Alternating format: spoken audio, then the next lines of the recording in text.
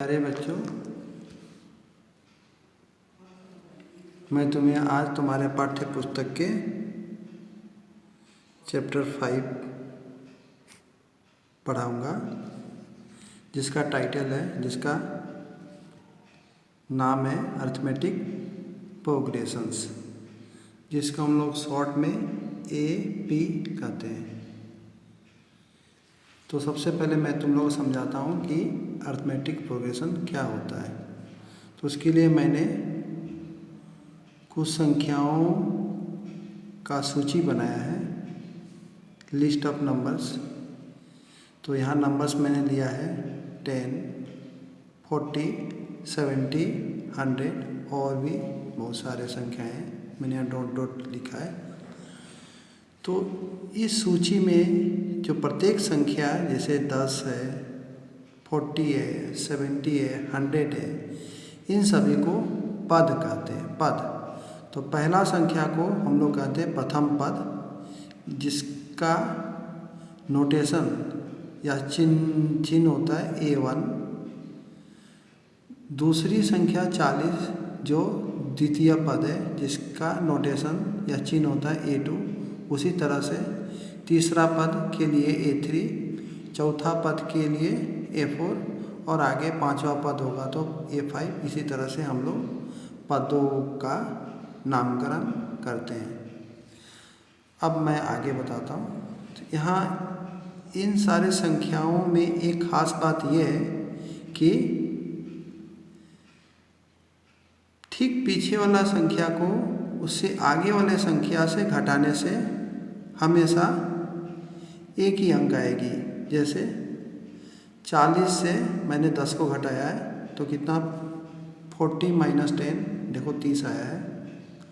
द्वितीय पद घटाओ प्रथम पद।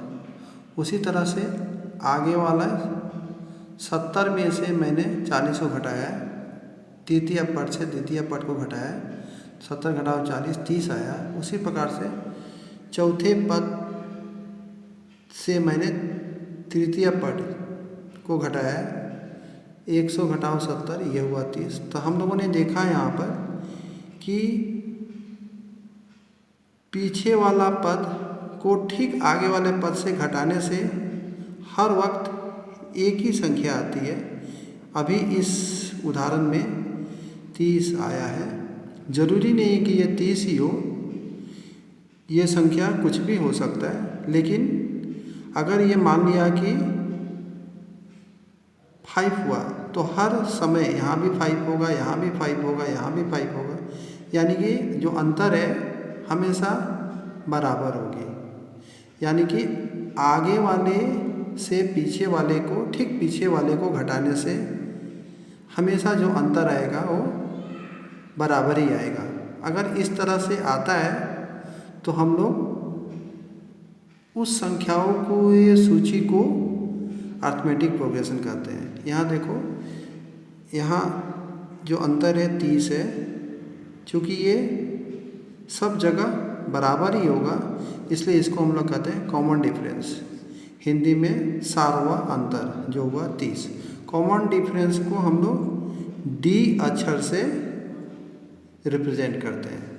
अब मैं यहाँ अरिथमेटिक प्रोग्रेशन, जिसका परिभाषा मैंने लिखा है। अरिथमेटिक प्रोग्रेशन, जिसको शॉर्ट में AP कहते हैं, संख्याओं की एक ऐसी सूची है जिसके प्रत्येक पद पहले पद को छोड़कर अपने पद में एक निश्चित संख्या जोड़ने पर प्राप्त होता है। अभी जो मैंने उदाहरण लिया है, इस उदाहरण में निश्चित संख्या जो है 30 है। देखो, पहला पद है 10, इसमें मैं 30 जोड़ूंगा तो होगा 40, 40 में 30 जोड़ूंगा तो होगा 70, 70 में 30 जोड़ूंगा तो होगा 100। इसी प्रकार से हम लोग जो निश्चित संख्या 30 है जोड़ते जाएंगे और आगे वाला पद मिलते जाएगा। तो ये हुआ AP। तो AP में जो निश्चित संख्या होता है उसे हम क्या कहते हैं, कॉमन डिफरेंस। अब मैं AP का nवां पद, nth टर्म निकालने का जो सूत्र है वो बताने जा रहा हूँ। AP का nth टर्म निकालने का सूत्र होता है A plus n-1 Guna D, जिसको हम लोग AN सिंबल से, चिन्ह से रिप्रेजेंट करते हैं, जिसमें A हुआ फर्स्ट टर्म प्रथम पद, D हुआ कॉमन डिफरेंस और N हुआ नंबर ऑफ टर्म।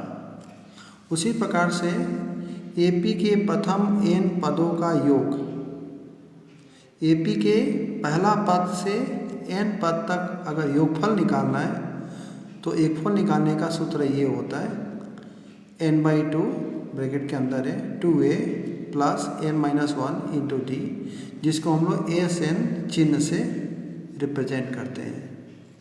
तो ये हुआ AP के बारे में। अब मैं तुमको AP का जो प्रश्नमाला है अगले